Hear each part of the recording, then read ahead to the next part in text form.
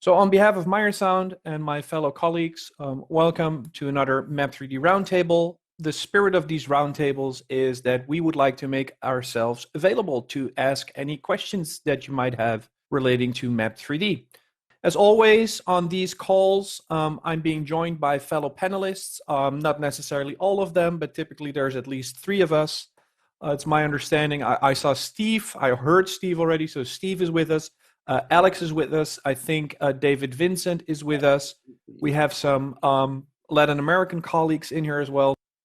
Today, we're going to talk about connection to the Compass control software as well as Compass Go. For those that are not familiar with those applications, we have dedicated webinars, which can be found on our YouTube channel called Thinking Sound.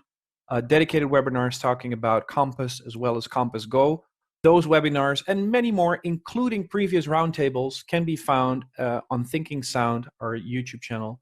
As always, we make a point out of it of informing you that the primary support is still the dedicated Mapp 3D help website. This is your first line of defense, and it has tons of valuable information. Great time and effort was spent in creating that page. It has animated graphics, it has video clips and whatnot showing you all the routine procedures and much, much more. So if you're new to Mapp 3D, be sure to visit that page. If you go to help from within the Mapp 3D application, help in your main menu bar, then help will also directly take you to this website. And that means that we can look at today's topics. Today's topics will be how to interpret the delta dB metric, which is new in Mapp 3D, didn't exist in Mapp XT. So we need to talk about that. And then how do I connect to my Galaxy devices and Compass control software and Compass Go? We're going to do that not using an actual Galaxy. We're going to use a virtual Galaxy, but for all intents and purposes, that is exactly the same approach. And that means that the first thing that we're going to look at is how to interpret the delta dB value in Mapp 3D. Whenever you have a microphone living in your design and you go to the measurement view tab in the center pane, which consists of your frequency response, or let's say virtual sim, well, then there's also the headroom portion, which shows you all Spl metrics, A-weighted, C-weighted, and Z-weighted, as in zero weighting, as in no weighting. But you might have also noticed that to the right of that bar chart, that spectrum, there is a column showing you your loudspeakers. And in that table, there's a column which is called delta dB. And we need to investigate what that means. What does the delta dB mean whenever I drop in a microphone into my design and start looking at these Spl metrics? What does delta dB mean, and how does it relate to my generator level, which at this time is still living in the top right corner, but in today's version of Mapp, it's living in a top left corner, and it's something that not yet fixed in the keynote presentation. So we're going to talk about our generator level, and we're going to talk about the delta dB value. First, let's talk about the generator level. When our generator is set to 0 in Mapp 3D, you can think of it as the following. Think of your sim machine, which has a potentiometer on the front panel. We can also set that potentiometer to 0 or to its calibrated position. And whenever you do that and turn on the generator, then you're producing pink noise, provided you chose pink noise as your excitation signal. And the average level of that pink noise signal, expressed in volts RMS, will be 0 dBV, which is 0 dB more with respect to 1 volt, ergo 1 volt. So out of your sim machine, when the generator is set to 0, you got 1 volt on average, 1 volt RMS of pink noise coming out of your sim machine, out of your generator running at 0 dBV. And that means that if we are to feed that signal to a Galaxy without bells and whistles, so all input gains as well as output gains are still a unity, then the Galaxy is essentially the best next thing to a copper wire. So we're feeding our 0 dBV of pink noise into our Galaxy device, and that means that without bells and whistles, what is coming out of the Galaxy device will be 0 dBV of pink noise. And if we feed that signal to our loudspeaker, then we will read a certain level, depending on where our microphone lives, at what distance our microphone lives to that particular loudspeaker within my Mapp 3D model view. And within Map3D, that gives you several metrics. There's your average A-weighted value in the first column, or I should say third column. And then there's your average C-weighted value, your average Z-weighted value, and then there's the Linear Peak Spl. And linear in this context means that there is no onset of either compression or distortion. So input and output of the loudspeaker still follow each other perfectly in lockstep. And that's the value that we see under Linear Peak Spl. But you might also notice that in the column next to it, there is something new, which is referred to as max Linear Peak Spl. And those numbers are not the same. In fact, if you look carefully at the numbers, you will see that there's an offset, a delta of 5.2 decibels between the linear peak when the generator runs at 0 and a value which, for whatever reason, is substantially higher, the max linear peak, which from what it appears lives 5.2 decibels above my current linear peak. So it looks like there are some decibels being left on the table that we can utilize. So why don't we start with a second iteration? We're going to take our sim machine. We're going to send the same signal to our Galaxy, but this time around, somewhere within my Galaxy device, which I could do at several stages, it could be input gain, I could do it in the matrix, I could do it on the output gains, but somewhere within our Galaxy, we're going to elevate the signal by 5.2 decibels, which means that out of our Galaxy suddenly is no longer 0 dBV coming, suddenly there's plus 5.2 dBV coming out of that Galaxy. And that means that the input voltage that is now being presented to our loudspeaker is 5.2 decibels hotter than it was before. And now I've completely utilized those remaining 5.2 decibels. And now we have achieved the max linear peak Spl value.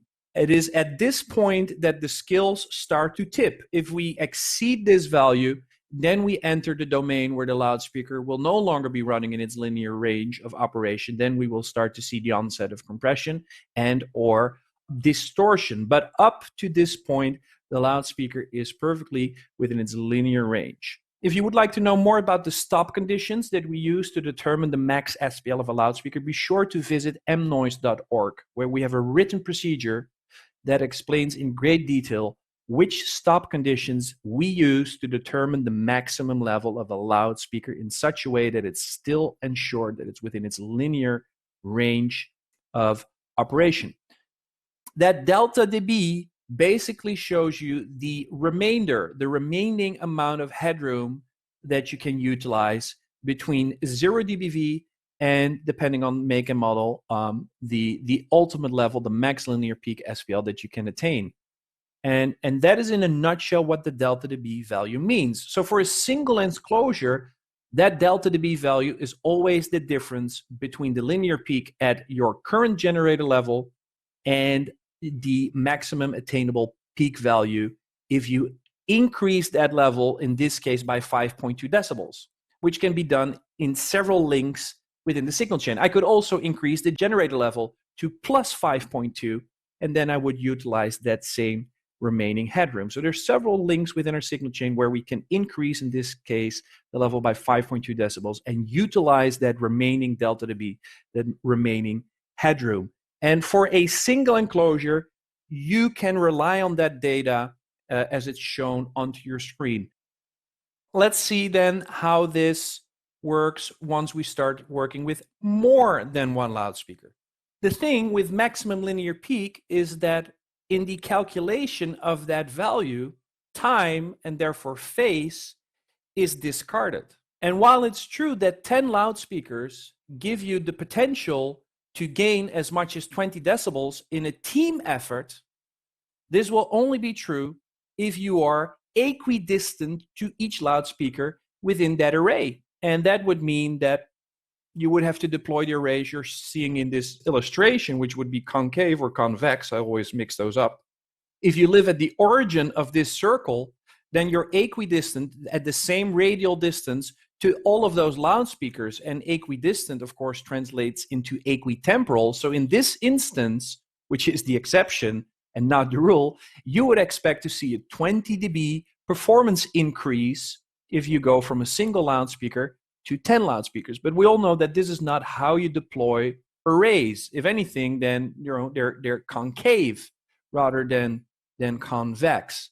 And that means that if we deploy arrays the way they are intended to, it gets a little bit more convoluted. Let's look at a MENA array. And the reason that I'm using a MENA array is solely for educational purposes, because the MENA array is the last loudspeaker of a generation where a single element would have a flat response. I don't like flat because flat is open to interpretation. You could have a single slope and you would find people that would call it flat. So I prefer equal amplitude. As in, if I have 1 volt at 100 hertz, then in a flat response, it is expected to produce the same amount of SPL as the same 1 volt at 1 kilohertz or the same 1 volt at 10 kilohertz. I think equal amplitude is less subject to interpretation. So here in Mapp 3D, we see our 4 viewports with 4 distinct camera angles. We have our 3-dimensional isometric in the top left corner. Then we have our plan view or top view in the top right corner. We have our section view in the bottom right corner, and we have our transsectional view in the top left corner. This is an array of 10 elements, and in theory, one could argue, well, if we go from a single enclosure to 10 enclosures, we could potentially gain as much as 20 decibels. We can already sense that this is not going to happen because we're not meeting those conditions that you saw on the previous slide. So let's capture the performance of a single enclosure first. So on axis to loudspeaker 5 from the top, indicated by the cross, we have a microphone, and we're going to first look at the contribution of that single element at that distance. So here we see a prediction at 8 kilohertz. We're only going to look at the contribution of that loudspeaker on its own. Notice that on the right-hand side that I've already utilized my delta dB, whatever the value might be for a MENA enclosure that differs per make and model, but the delta dB value reads 0, and that means that I've already utilized whatever remaining headroom there was. I've already utilized that to the best of my abilities, as you can see in the top right corner. Now let's look at the Spl metrics for that single enclosure. In the active trace, we see our average SPL 0 weighted, which means no A weighting, no C weighting, 0 weighted average value. It reads 19.3 decibels. And the linear peak value at the distance where our microphone lives reads 12.5 decibels more, because Mapp 3D uses pink noise as the excitation signal, and pink noise has a crest factor, a peak to average ratio of round about 4. And if you really want to split hairs, then in a Meyer sound ecosystem, that translates into 12.5 decibels. So that linear peak SPL value is living 12.5 decibels above the average value. However, in the last column, we see the potential performance boost that we can attain in the team effort, which is 10 MENA elements at once.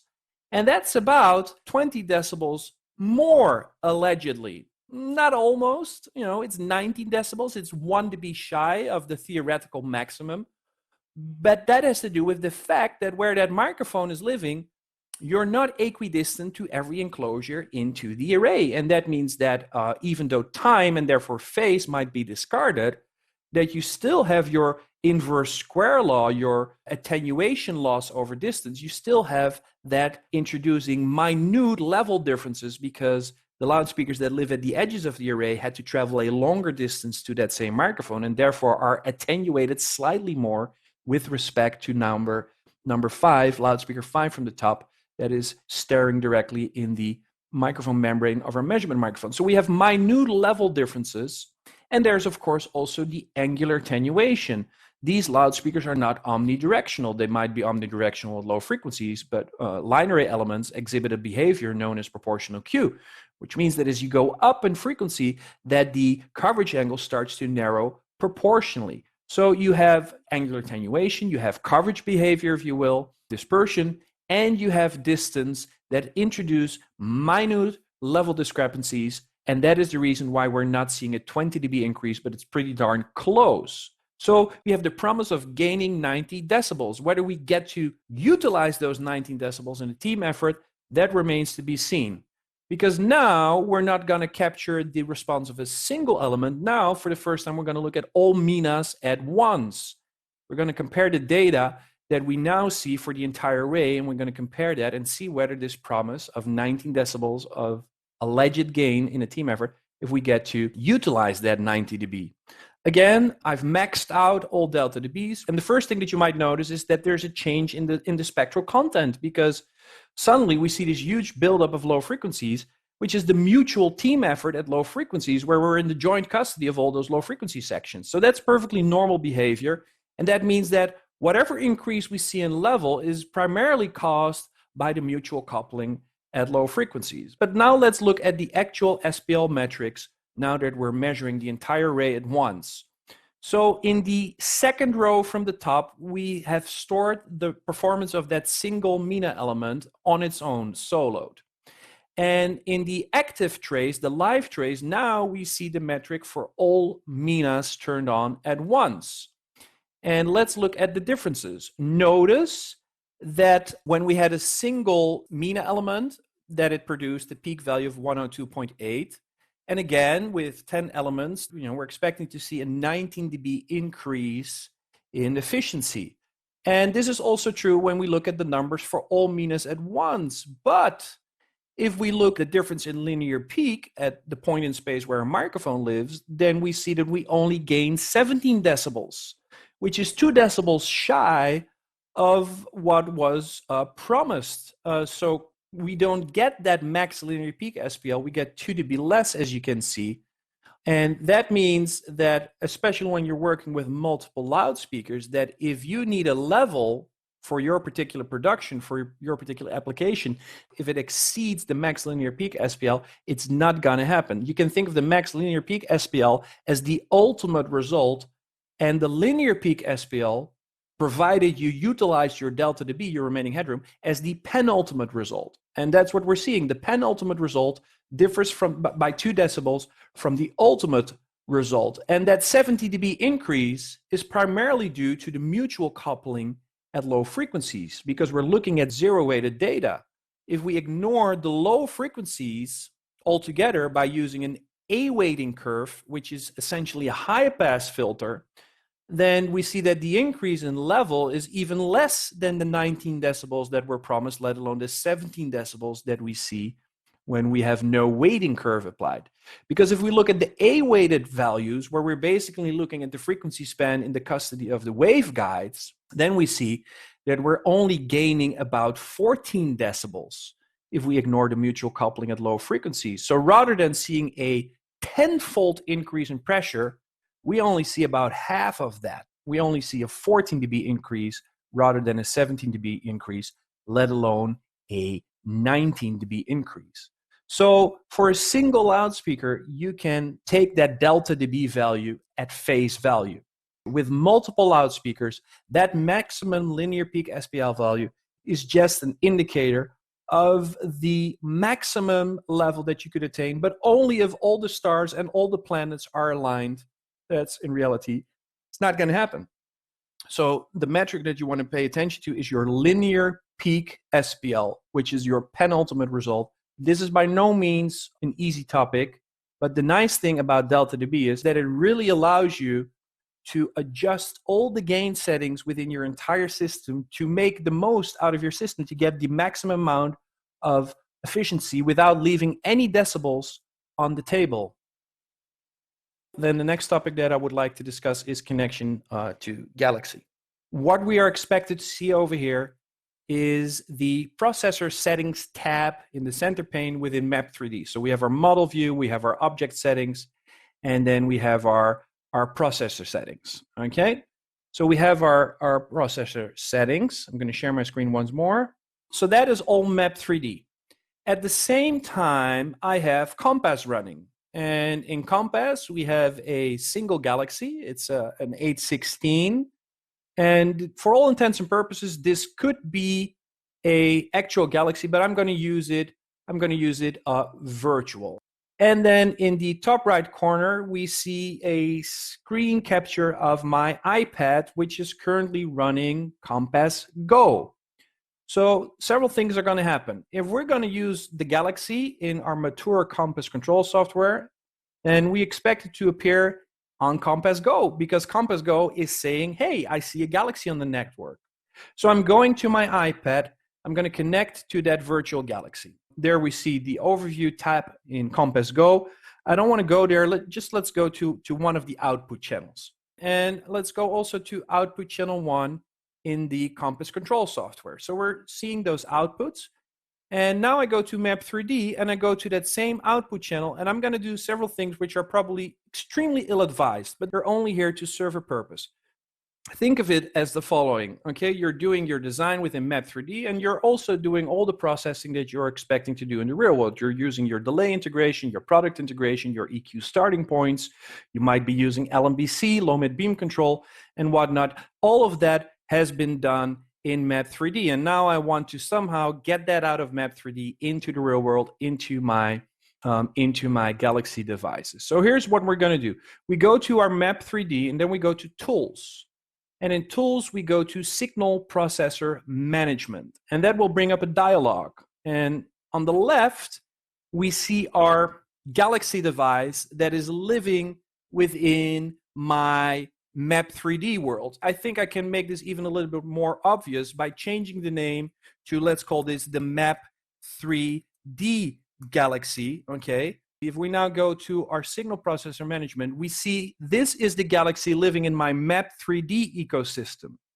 But on the network, we have a galaxy living, which is called My Galaxy, which is a physical galaxy. We're using virtual one, but for all intents and purposes, that is the same. So that is the one living on the network. That's the one living on the network. So we're going to say in Mapp 3D, select discovered device. And that will bring up a dialog, and it says, I see a galaxy which is running in virtual mode. Let's choose that galaxy. And now we have the option to connect to that device from the one in Mapp 3D to the one on the network. And we can do that in two ways. We can push all the settings that we made in Mapp 3D, and we can push those to the galaxy living on the network. Or if you like to do your settings, your delay integration, product integration, low mid beam control, all of that within Compass Go, or you have projects that you simply wish to recall because you've already done all of that, you can also recall that project in the mature Compass control software and then pull it from Compass into Mapp 3D. So you can do it either way. This time I'm going to push from Mapp 3D to the control software, and when I hit connect, boom, everything updates instantaneously. So I'm done. At this point, we're synchronized. We're talking to each other. This is full duplex communication.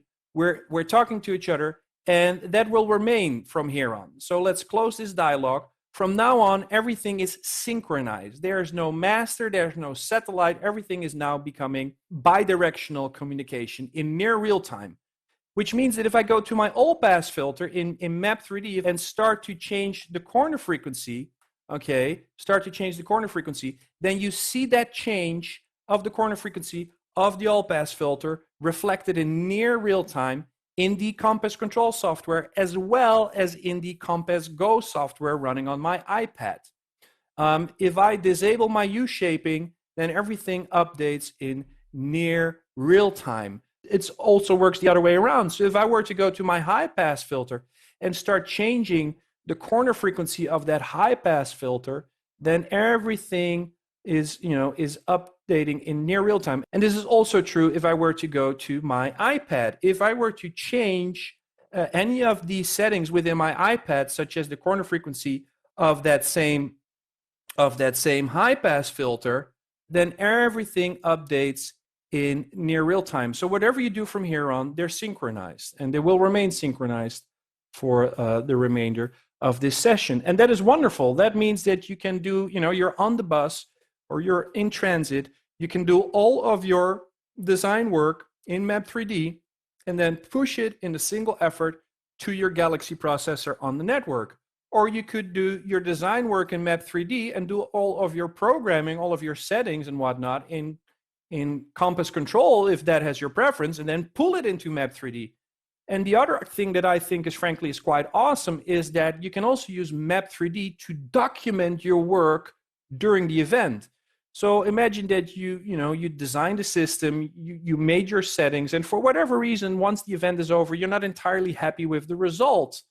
Well, if I store that Map 3D session, then all the settings that I made, all the changes that I made during the events will be captured. And that means that if I'm on the bus or in transit to the next production, I can review my work and start thinking about what I might want to change for tomorrow's show. So it's also a great way of documenting your work, your tuning, your toning, and at the same time using your Compass Go, to walk the venue and tone the system, voice the system to your liking. And all of that is now being documented and there for you to review and incrementally improve your production, improve your application. So that pretty much concludes the how do I connect to Compass, how do I connect to Compass Go. That concludes the official part, the things that we wanted to show you, the delta dB value, as well as the how do I connect to the Compass control software and how do I connect to Compass Go. So all of that is talking to each other in near real time. And that means, unless my fellow panelists have anything to add at this point, that we get to go to the Q&A. Can you talk more about what it means when the delta dB is a positive value? Yeah, I can. So over here, I've got a loudspeaker. The horn is rotated in such a fashion that it is 80 degrees horizontal and 50 degrees vertical. We have a microphone living at 4 meters distance to the loudspeaker, to the front of the loudspeaker, that is, to where the loudspeaker grill lives in space. And if we go to the measurement view, then we see that with the generator set to 0, in the top left corner, with the generator set to 0 for pink noise, we see a positive value. You're exceeding the maximum input voltage with pink noise, mind you, that you can feed to this loudspeaker before you see the onset of non-linear behavior. So the takeaway from this is that if I were to feed 0 dBV worth of pink noise to this loudspeaker, that we're already going into the domain where the loudspeaker is becoming non-linear, which doesn't meet our standards. So there are several ways that I can appreciate this. I can attenuate my signal generator by negative 0.25 decibels, in which case that value now reads 0. So I've lowered my generator, quite literally the potentiometer on the front panel of my sim machine, I've lowered it by 2.5 dB, and now we're back at 0. So this would be the ultimate drive level, the maximum input voltage for pink noise that we can feed this UPJ1P. So we lowered our generator level by 2.5 decibels, and now we have 0 decibels of delta dB of headroom left over. And let's store this, okay? I'm going to store this trace, and let's call this generator at negative 2.5 decibels, okay? And let's take note of the Linear Peak Spl. Now, notice that Linear Peak Spl and the Max Linear Peak Spl are the same number, because the Max Linear Peak Spl shows you the number that you can attain when you utilize your delta dB value, which we did. So now they're one and the same. That gets us 110.3 decibels. I'm just going to save that. Now that lives in the second row of my stored traces, because now I'm going to add back those 2.5 decibels, which means that we exceed the maximum linear peak. And if I do that, what you will see is that my values do not increase. So, I mean, this is a little bit of a over-exaggerated scenario, because this would indicate brick wall limiting. But what you see, and in the real world, it's not, it's not a compression ratio of 1,000,000 to 1. But what you would expect to see if you go into the nonlinear domain, that you would see that the system is no longer linear, and that output and input no longer follow each other in lockstep. You would expect to see compression. You would expect to see, for every dB that you increase your input level, your drive level, you would expect to see less than 1 dB of output, because you're nonlinear. But if you now look at those values, if I highlight those using attenuation, then you see that with the extra 2.5 decibels, which you do not get to utilize, that you see no increase in linear peak, which is a bit of a severe example, but that is the spirit of the data that we're showing you, which is that you're exceeding the maximum attainable level. So you can drive and drive and drive more, but your system is going into compression, so you will not see a proportional increase in output. Now, if we were to go in the other direction, so if we go back to the if we were to go back to the previous scenario where we lowered our generator by 2.5 decibels, okay, right on the money, we see the same values once more. If I now were to lower this by another 10 decibels, now you see your linear peak value, you see a drop. You can see that in both cases, the max linear peak is still the same, because that shows you the ultimate result when you utilize that delta dB value. But our linear peak values are now different by 10 decibels, and that is also being reflected within the delta dB column. It's now saying, okay, when you run the generator at this level, you're leaving 10 decibels on the table. So in this case, I'm tweaking the generator level. But of course, I could also do this very same thing by zeroing this out once more, in which case we're 2 dB over. But this time around, I could go to my processor, and rather than lowering the generator, I'm going to lower the processor output by 2.5 decibels, in which case I get the same result. Because as I said during the keynote, there are several links in your signal chain where you can increase or you can lower the level at your discretion. I was noticing that with the UPJs specifically, why do the UPJs behave this way? Are the UPJs expecting a signal lower than 1 volt? But what you're looking is at different sensitivities. And Steve is also with us. Steve, correct me if I'm wrong, but we're looking at different sensitivities. That's true. And if I've got it right, the input sensitivities were scaled against other models of loudspeakers that were currently in production. So the UPJ was scaled against the M series, the Milo, the Mica, the Melody. Right. So there needs to be some historical awareness that when the UPJ was made, that it was a companion loudspeaker for Mica, Milo, and whatnot. Whereas with today's Ultra X40s and Ultra X20s, these are companion loudspeakers that are intended to be mated with lions, leopards, and linas and whatnot. So there's also some historical context to this, but I'm more than happy to stand corrected. And we do have the input sensitivities listed on each speaker's data sheet. Okay. Hi, I have a question. Sure. So once I imported the drafting, can I rotate? Like I wanted to change the X and Y axis like 90 degrees. Is it possible after I imported the drafting, or I should re-import it? Alex, it's so I would respond that there are no tools to edit DXFs or SketchUps once they are imported. So the best thing you could do is to edit that in that AutoCAD or SketchUp software and then re-import that drawing, because there's, like I said, no way to edit an imported drawing. So yeah, that's mainly something you need to do before bringing it into Mapp. So you can always re-import and just just discard the old one. Okay, thanks so much.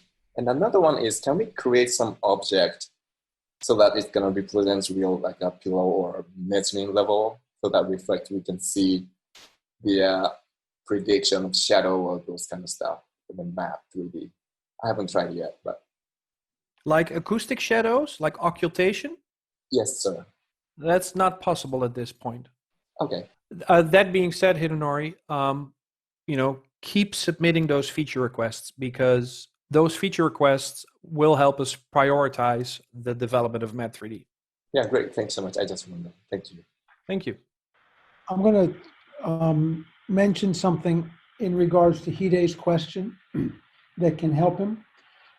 If you let's say you have a balcony and you have an under balcony area, you can turn on the center lines of the speakers and make the prediction surface so that it does not go through, and then you can see that the speaker gets blocked and does not reach under the balcony. So it doesn't show you acoustically, but you can see where you have sightline blockage. And I use that all the time. I think it's a really powerful feature. We didn't have that available in Mapp XT. You just had to go through and kill yourself to get that information. So you can see in 3D if you have a path from a speaker to a seat. So let's see if, Show an example of that? yeah, I'm cooking it up as we speak. So we have a prediction plane. If you go to the bottom right corner, then you see that my loudspeaker is actually living above the prediction plane. So I'm going to select that loudspeaker. I go to my Express settings, and simply using my up and down keys, I can now tilt that loudspeaker. Now, at this point, if I hit that prediction plane, then the center line is protruding out of that prediction plane on the other side. So let me see if I can make that more visual. So we have this center line, it hits my prediction plane, and then it comes out at the other side. Now, in reality, there's no such thing as acoustically transparent concrete.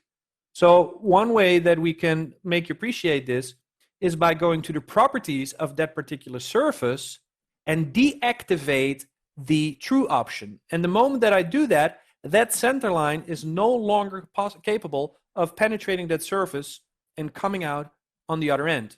So now, if I'm not hitting that surface, then my laser continues indefinitely. But if I do hit that surface, then it stops. Unless, I go over on the other side. Now I'm not hitting it, and now it's, going on. It's merry, on its happy journey. So by purposely deactivating the true option, you get to do a, let's say, a optical line of sound verification or validation. Great, thank you for showing me. Yeah. Thank you. I would just mention that whenever I have when I'm doing any predictions on a room that has more than one level, I always turn off all the through function so that everything is so that you get the full blockage. I see. Yeah, great. Thank you. Thank you, Bob. Derek Murray is inquiring, what is the maximum ground plane dimension possible? Is it limited by 100 by 100 meters? And then fellow Meyersound colleague David Vincent replied that the maximum is 1 kilometer, which would be about 1,000 meters and roughly 3,000 feet. Let's go to Lucas. Lucas, it's all yours. Yeah. Hi. A couple of things related to using the center lines to know, if you're hitting a balcony or not. That's very good, but sometimes you hit them sort of in a diagonal angle and you're not really sure. Like using the center lines, it's not, you don't really know if you're hitting it from the side. So it will be maybe useful to have some sort of lateral center line, or like a dispersion cone or a coverage cone, something related to that, or beam width maybe, like having actually sort of a projection or of a cone or something like that, to know if you're hitting the sides. But my question was actually related to the delta dB. Does it take into account equalization? If I understand correctly, then your question was, if I apply any processing, will that affect the delta dB value, the headroom that is available to me? Well, in reality, it does. But that behavior at this point, correct me if I'm wrong, that behavior is not yet reflected in Mapp 3D. That is accurate. I think the linear peak that is measured out of these loudspeakers is a broadband measurement, and I don't believe we're taking into account if you were to, high pass it at the crossover, how much you'd get extra or less. So I think it's just a broadband linear peak measurement that we're working around.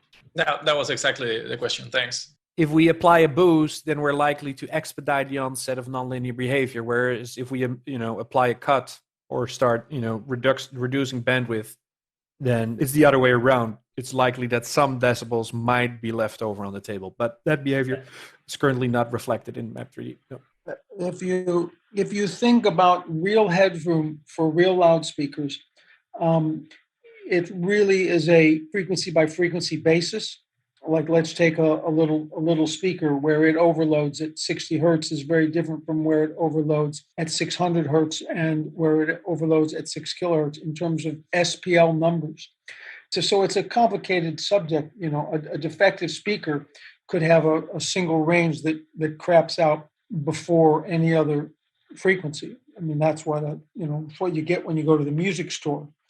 And in professional audio, we make sure our systems overload very nearly at the, across the range very similarly and in an expected way. But when you start and you put a filter in, you're entering into that area, especially like Merlin says, a peak filter. You're making somebody hit his overload ahead of everybody else. It's a very long subject. It would require so much processing power to anticipate the headroom capability of every frequency. A lot of leftover processing power will set on that. Yeah, and this is something that became even more apparent when we started developing M-Noise. It's a little bit off topic, but it's not just, how do I process it? It's also greatly depends on the program material.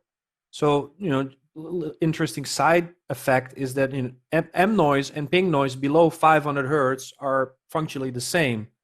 So in certain loudspeakers, you will see the onset of compression occur at the same drive level, regardless whether I use M noise or ping noise. So for whatever reason, the bottleneck is in the low frequency section. But with the development of M noise, which has a crest factor as a function of frequency, we suddenly started noticing that there are loudspeakers that with M noise no longer start to go into compression in the low frequencies first, but suddenly, because of the different excitation signals, start to go into compression at high frequencies first. So as Bob rightfully so pointed out, it's a very, very involved topic. That being said, if it has your interest, then definitely be sure to visit mnoise.org, where there's a treasure trove of information. Okay, so at this point, we still have one more roundtable scheduled, which is going to be the roundtable next Thursday, September 24th, 9 a.m. Pacific time, 6 p.m. Central European time. So on behalf of Meyer Sound, myself and my fellow panelists, much appreciated again. So thank you for watching, and please stay safe. Please remain healthy, and best to you and your loved ones. And see you next week, hopefully. Bye-bye.